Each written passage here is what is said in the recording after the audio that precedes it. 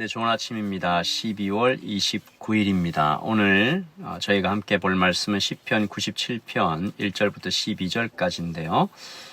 말씀 보기 전에 잠시 광고를 좀 드리면 이 다음 주는 신년 첫째 주입니다. 그래서 일주일간 아침 기도를 쉬게 되는데요. 여러분 각자의 자리에서 사람과 시간과 자연을 누리면서 이 좋은 시간을 좀 보내시기를 바랍니다. 그리고 저희는 1월 9일에 또 하나님 말씀으로 다시 만나겠습니다. 1월 달부터는 신명기가 이어지는데요.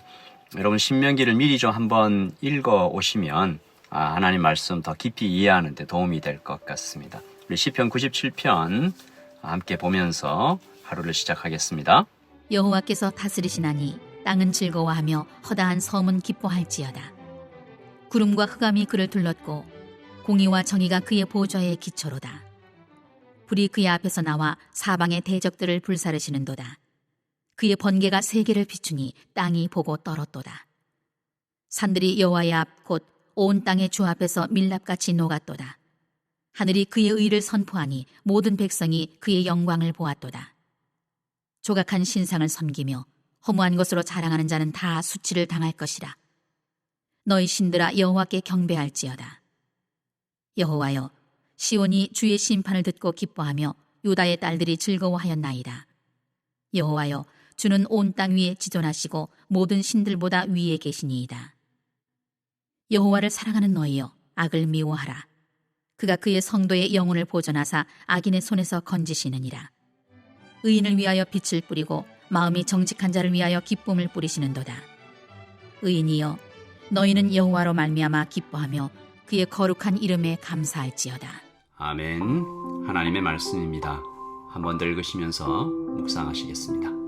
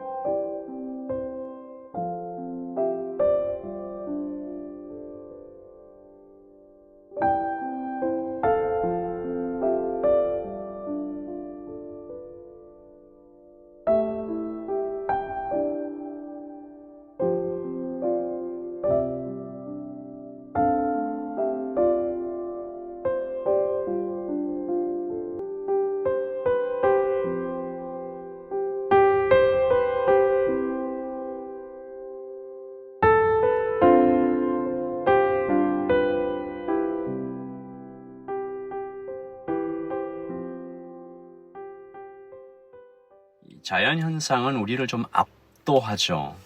작년 1월에 남태평양 통하에서 해저 화산이 터졌습니다. 이 화산이 분출된 시간은 단 8분이었어요.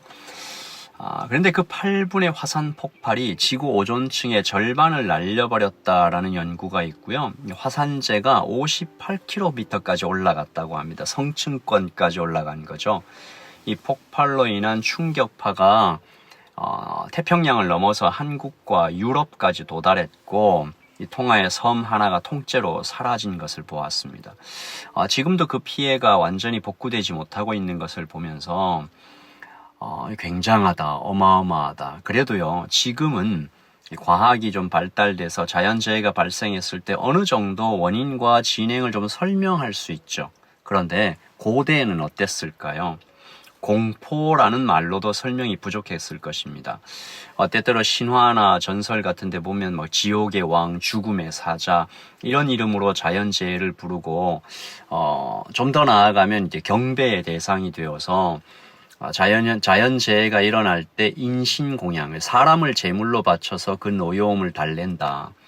한국의 이 소설 가운데도 있잖아요. 심청전 같은 데 보면 바다신이죠. 용왕의 분노를 잠재우기 위해서 젊은 여인을 제물로 바치는 것이 중심 스토리로 이루어진 것을 봅니다. 다시 말해서 고대에서 자연은 미친 왕과 같은 존재로 비춰진 거죠. 하지만 오늘 시편을 함께 읽어볼 때 시인의 고백을 좀 읽어봅니다. 굉장히 놀랍죠. 이 시인은 고대에 살고 있는 사람입니다. 근데 자연을 바라보는 시선이 전혀 다르죠. 그는 땅과 섬을 보는데 땅과 섬이 기뻐하고 있는 모습을 보고 있어요. 1절입니다. 여호와께서 다스리나니. 그 이유는 하나님께서 다스리시는 자연을 보는 거죠. 여호와께서 다스리나니 땅은 즐거워하며 허다한 섬은 기뻐할지어다. 이 시인이 보고 있는 현실은 이방인들과 다른 사람들과 똑같습니다. 3절. 불이 그 앞에서 나와 사방의 대적들을 불사르시는도다. 4절. 그의 번개가 세계를 비추니 땅이 보고 떨었도다. 번개치고 천둥이 치고 번개가 나무에 떨어져서 산에 불이 붙고 자연현상은 똑같아요. 하지만 이 모든 것들이 하나님의 손 안에 있다. 잘 길들여진 맹수처럼 하나님의 말씀에 순종하고 있는 모습을 보여주는 것이죠. 여러분, 이 말씀을 들으면 시인이 단지 자연만을 이야기하는 것일까요? 아니겠죠. 우리 살아가는 인생에서 만나는 폭풍우와 그 어떤 어려움과 번개같이 찾아오는 여러 가지 위험 또한 포함하고 있는 것입니다. 신앙은 현실을 해석하는 힘이라고 믿습니다. 오늘 시인이 덮쳐오는 자연의 기세를 공포가 아니라 임재로 해석했듯이 우리도 그렇게 할 수 있습니다. 올 한 해를 살아가면서 눈물과 한숨과 아픔을 경험하셨겠죠. 아마 단 한 분도 빠짐없이 그런 날들을 지나오셨을 것입니다. 중요한 것은 이거죠. 어떻게 그것을 우리가 해석했었나. 오늘 시인은 천둥 속에서 하나님의 영광을 봅니다. 6절이죠. 하늘에 그의 의를 선포하니 모든 백성이 그의 영광을 보았도다. 마치 아버지의 품에 안겨 폭풍우를 뚫고 가는 것 같은 아이의 모습, 그런 풍경을 그리고 있죠. 오늘 아침 저는 또 우리는 하나님, 이런 눈이 열릴 수 있도록 주님 도와주세요. 현실을 해석하는 믿음의 눈이 열릴 수 있도록 주님 도와주세요. 세상의 다른 어떤 것도 우리를 안전하게 해주지 못하는 것을 알게 해주세요 라고 기도하는 것입니다. 7절이죠. 조각한 신상을 섬기며 허무한 것으로 자랑하는 자는 다 수치를 당할 것이라. 너희 신들아 여호와께 경배할지어다. 여러분, 우상을 섬기는 그 결말은 수치가 된다. 팀 켈러가 말했듯이 우상은 언제나 우리를 배신한다. 달콤하게 혹은 겁을 주어서 우리를 끌어들이지만 결국 목표는 망하게 만드는 것이다. 끝으로 가면 언제나 수치만 남게 된다. 조각한 신상을 섬기고 허무한 것으로 자랑하는 사람들이 고대에 있었는데 그때만 있었나? 아니죠. 제가 어떤 책에서 읽었는데 쇼핑몰을 신전으로 비유한 것을 읽은 적이 있습니다. 여러분, 모든 신전에는 예배의 대상, 그리고 예배 행위, 그리고 예배자들이 있죠. 신전에는 예배의 대상, 이 신상들이 있고, 예배 행위, 여러 가지, 노래를 부른다던가, 아까 말씀드렸던 것처럼 사람을 제물로 바친다든가, 그리고 그 앞에 예배자들이 있는 거죠. 기독교를 제외한 거의 모든 종교는 예배 장소를 세상과 단절된 어떤 공간으로 의도적으로 디자인하는데, 세상과 단절되기 때문에 초월적이고 경건해 보이기 때문입니다. 쇼핑몰도요, 들어가 보면, 제가 지금은 어떤지 모르겠는데, 대체로 쇼핑몰 안에는 시계가 없다고 그래요. 들어오면 시간을 잊어라 라는 거죠. 창문도 없다고 그래요. 그 안에서만 어떤 이 쇼핑이라는 목적에 집중해라 이런 얘기가 있는데, 쇼핑몰 안에도 신상이 있죠. 예배의 대상이 있죠. 뭡니까? 아름다움, 소유, 풍요. 이것들을 상징하는 수많은 상품들이 있고, 그리고 거기에 예배자들이 있습니다. 즉 고객들이죠. 지갑을 열어서 아름다움을 약속하는 것들에게 재물을, 돈을 바침으로 예배와 유사한 행동을 하는 거죠. 공연장도, 스포츠 경기장도, 도박장도, 카지노도 마찬가지입니다. 사람이 사는 거의 모든 곳에 이 세 가지가 있는 것 같아요. 예배의 대상, 예배 행동, 그리고 예배자들이죠.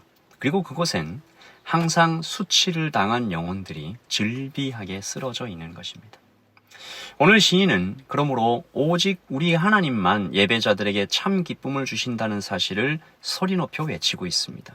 그 이유를 세 가지로 이야기하고 있는데요. 첫째는 오직 우리 하나님만 참 하나님이시기 때문이다. 9절. 여호와여 주는 우리 온 땅 위에 지존하시고 모든 신들보다 위에 계시나이다. 둘째는 하나님은 선하시다라는 것이죠. 10절. 여호와를 사랑하는 너희여 악을 미워하라. 그가 그의 성도의 영혼을 보전하사 악인의 손에서 건지시느니라. 셋째는 그가 우리를 사랑하시기 때문이다. 11절. 의인을 위하여 빛을 뿌리고 마음이 정직한 자를 위하여 기쁨을 뿌리시는도다.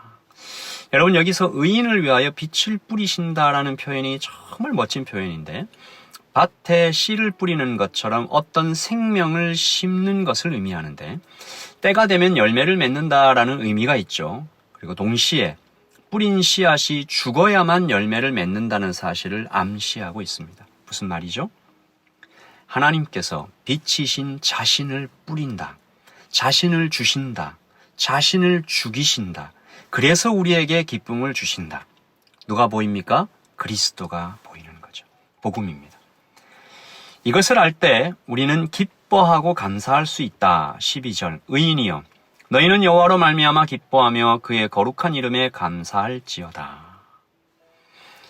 그래서 우리는 다가오는 현실과 우리의 인생을 해석할 수 있는 힘이 복음에 있다라고 믿는 것입니다. 인생의 폭풍이 다가와도 그것을 하나님의 임재로 해석할 수 있는 힘은 오직 복음 안에 있습니다. 하나님께서 자신을 찢어서 또 뿌려서 기꺼이 죽으셔서 우리를 기쁨의 자리로 반드시 인도하실 것이라는 확신은 복음 안에 있습니다. 그래서 우리는 하나님과 함께 오늘을 사는 것이죠. 그래서 함께 걸어가는 것입니다. 우리 하나님이 정말 좋으신 분이라는 것을 확신하면서 걸어가는 것입니다. 여러분, 이 아침에 정말 좋으신 하나님과 동행하시기를 소원하면서 우리 기도하겠습니다. 아버지 하나님, 감사합니다. 여호와께서 자신을 뿌리신다고 하셨습니다.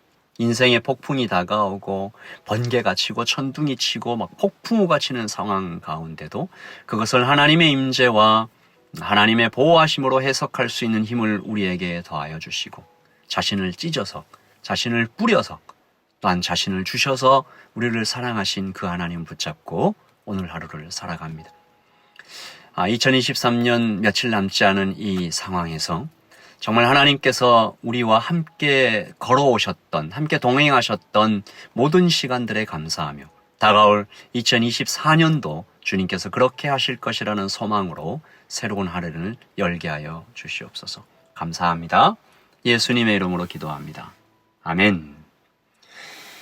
여러분 평안하십시오. 주님 안에서 샬롬의 하루를 보내시기를 바라고요.